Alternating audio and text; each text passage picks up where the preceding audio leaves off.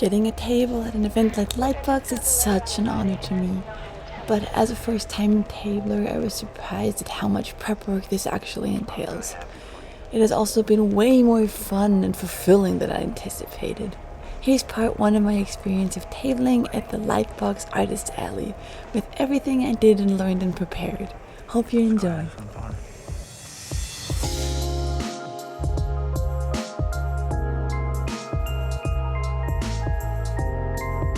Hi everyone!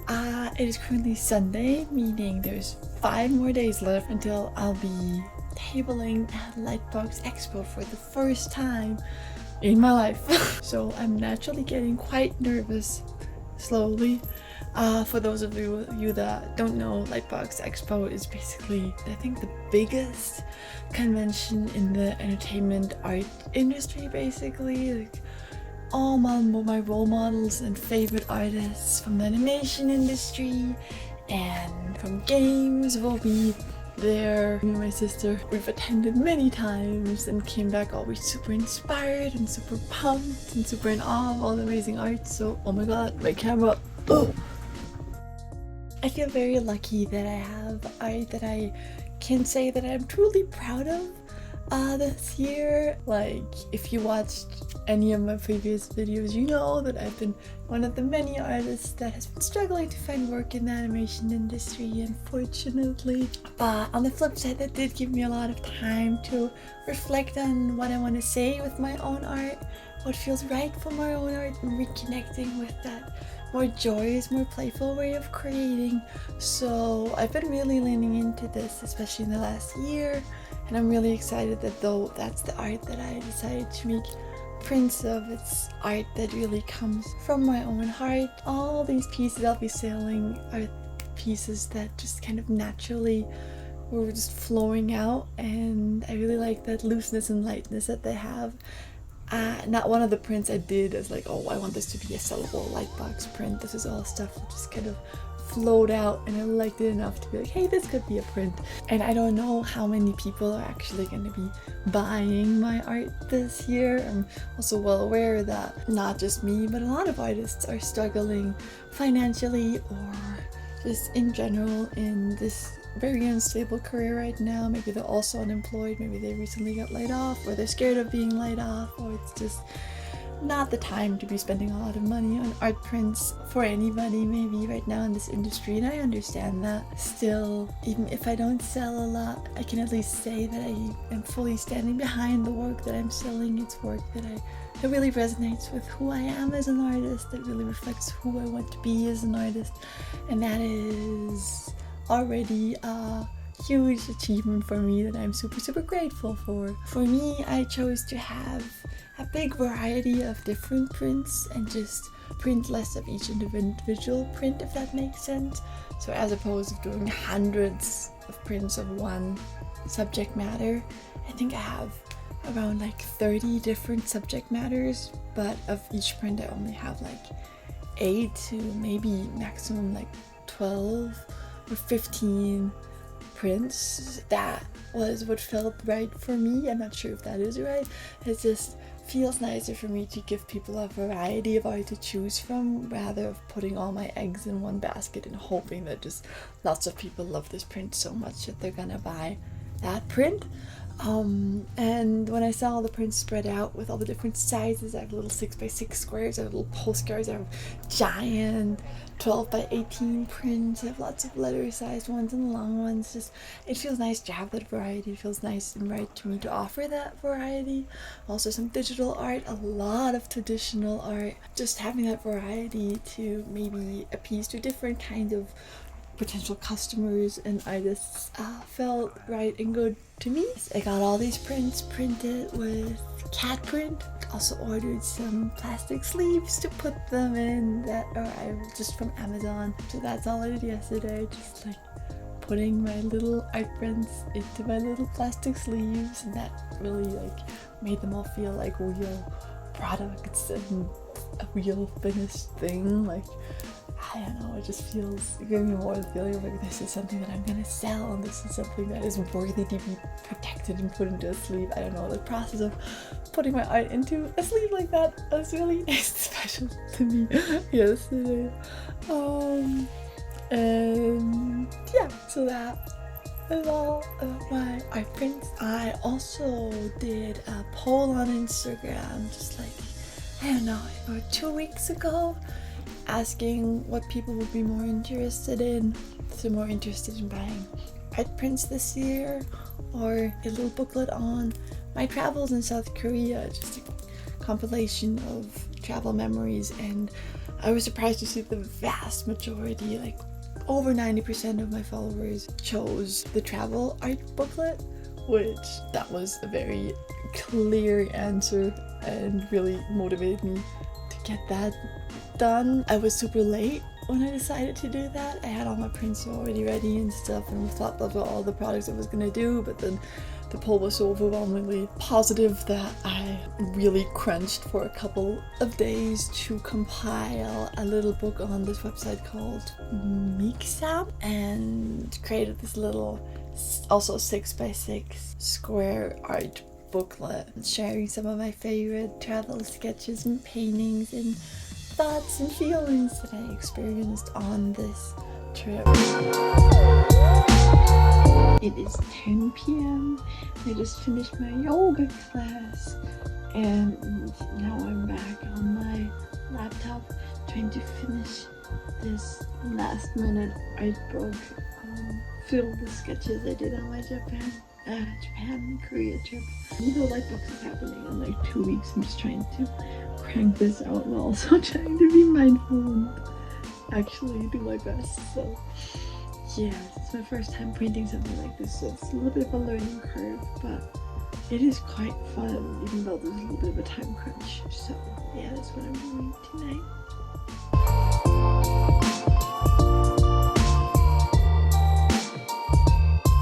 So I compiled this little kind of journaly travel sketchbook and stuff that I ended up being super happy with, and I really had to crunch to get it done in time to make sure it arrives here in time. I only printed 35 copies of this small 40-page booklet because at this point I was already severely running out of money. I just couldn't really justify putting any more money into Lightbox and my table, but I'm glad I got those 35 copies done at least. And it's nice to have a variety of products too, not just prints but also the booklet, and I mentioned my sister's tote bags and stuff. It's just nice to offer a variety, you know. Other things we've done in preparation for Lightbox are we got new business cards printed. I kind of went on with a little bit of a simplistic aesthetic this time. If you've seen any of my Japan vlogs, you know that this is one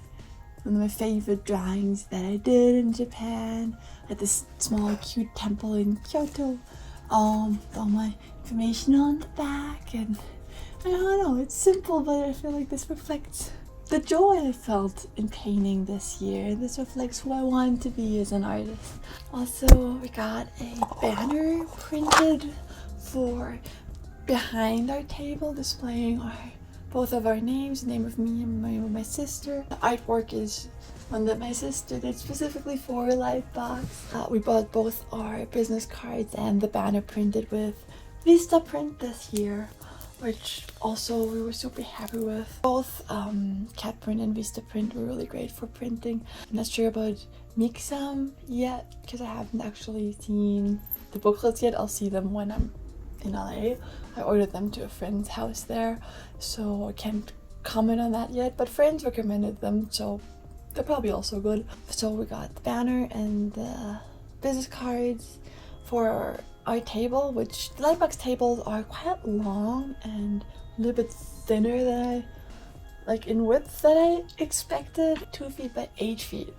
We thrifted multiple tablecloths this year just to drape over things and layer nicely and stuff in this kind of teal green and gray, and just at like a random thrift store here in Salt Lake City. I'm sure you can find some wherever you are. Just have a nice neutral pretty base. I had the luck that I when I was traveling in South Korea, I stumbled upon a bunch of really cute like frames and easels and shelves and just ways to prop up and display our art at Daiso in South Korea.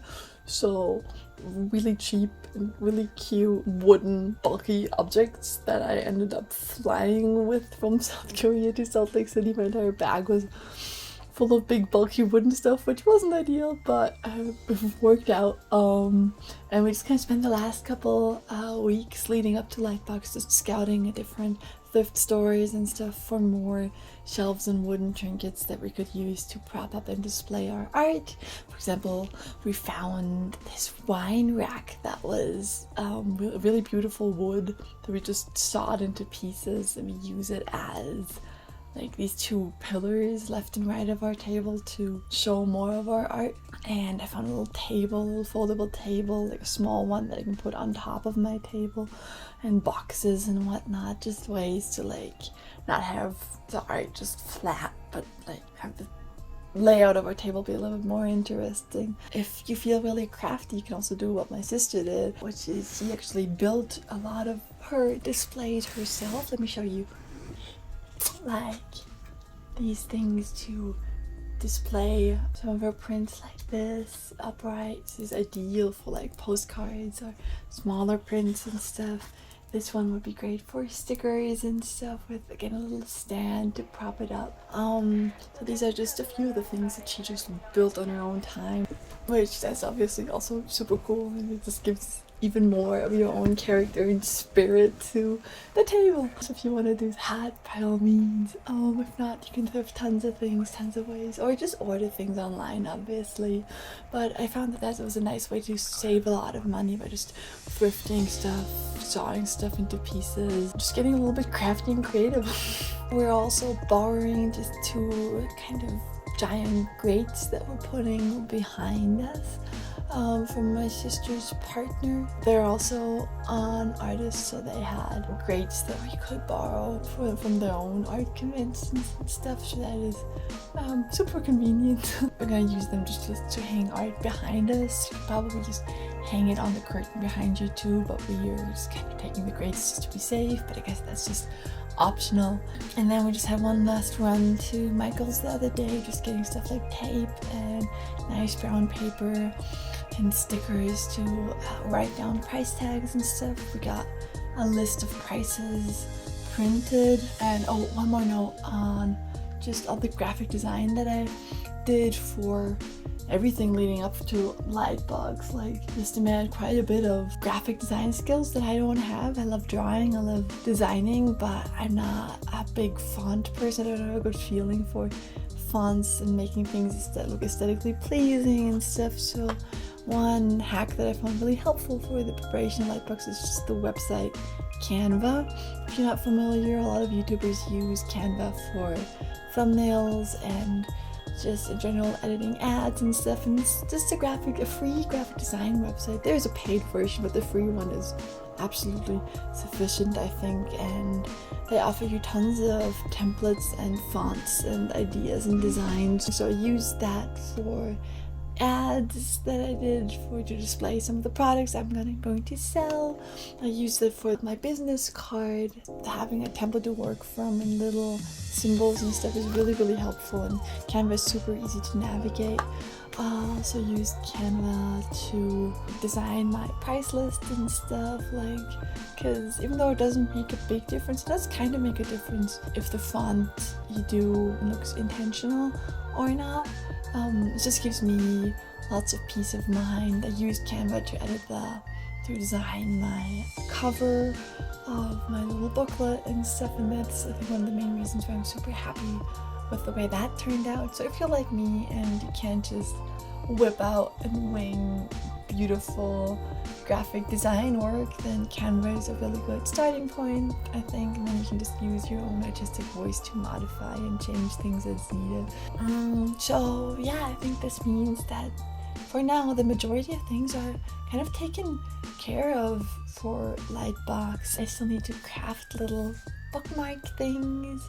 For example, there will be a few prints, because I have so many, where people will just have to kind of flip through as opposed to just displaying all of them openly. So I'm gonna make little bookmarks for them to mark the different sections of different prints, and also just prepare a little piece of cardboard with my Venmo QR code stuff on it, just to hand people when I'm at the event. But other than those 3 very small things, all we have to do is just gather ourselves, calm ourselves, pack our things, and then embark on our journey back to Los Angeles. It's gonna be it's gonna be a little bit of an adventure. We're, like I mentioned, in Salt Lake City right now, meaning we're gonna drive, have like 10-hour drive back to LA through deserts in different states, and then once we're there, we're gonna sleep and live in my sister's van for